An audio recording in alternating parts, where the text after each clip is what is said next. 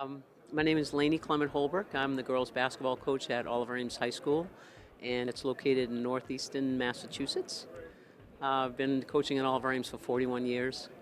I came to OA directly out of college and have been the girls high school basketball coach ever since. I think ultimately, you get out of any life situation what you put into it. And so, one of the things I was talking about to this group of McDonald's All-Americans, not knowing any one of them, was the importance of understanding that you never get a second chance to make a first impression.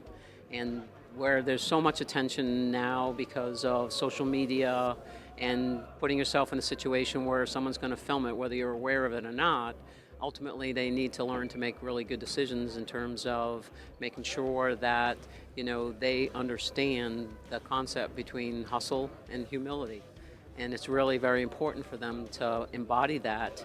And these kids are gifted athletes, I think, but ultimately the bottom line is to understand in the big scheme of life is to be a good person and to be willing to give back, and for those who have gifts, to use them to the best of your ability, but to make sure that you rally around everybody to make it a wonderful experience.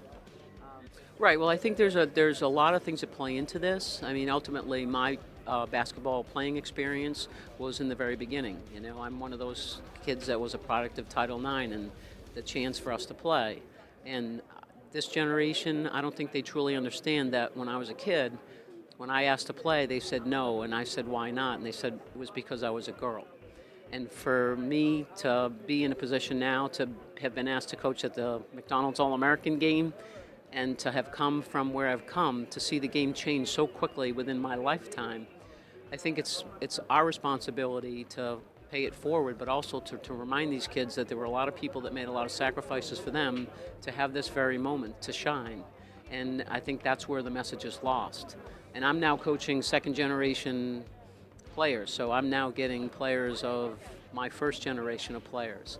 And to see the difference and to maybe sometimes parents misunderstand the idea that you're always trying to make things better for your kids, and sometimes that idea of working hard and achieving things and earning things as opposed to being given something, I think that message has been somewhat rerouted, and I think that's really what's led into this idea, well, look at me, that look at me mindset. And sometimes that's hard to shake, and sometimes in kids it doesn't happen until they're in their 20s and 30s, and that can be a dangerous time for them because that's where a lot of life decisions in terms of who you are, where you're going, and what you're going to do with that chance, I think that message is lost. Right. Well, I think the initial part that I find that's difficult is that their mindset sometimes is this instantaneous judgment, and being able to hide behind a screen and not have face-to-face conversations and not look someone dead in the eye to have a conversation, because you lose the emotional context to things. And then the amount of effort, especially emotional effort, that has to go into fixing things because you were not in the moment where you're talking to somebody directly, that to me is something that they need to have better experience, because it's only going to make them better as people and as successful in terms of their adult life. Well, I think too, it's like when you look at high school players, you go from school to school. If you're lucky enough, you're going to get one player that can play at an elite level. And I think the idea in their heads takes a while for them to adjust to, because when they do move to the next level, now you're not the big kid on the block anymore. You're with every school's big kid on the block.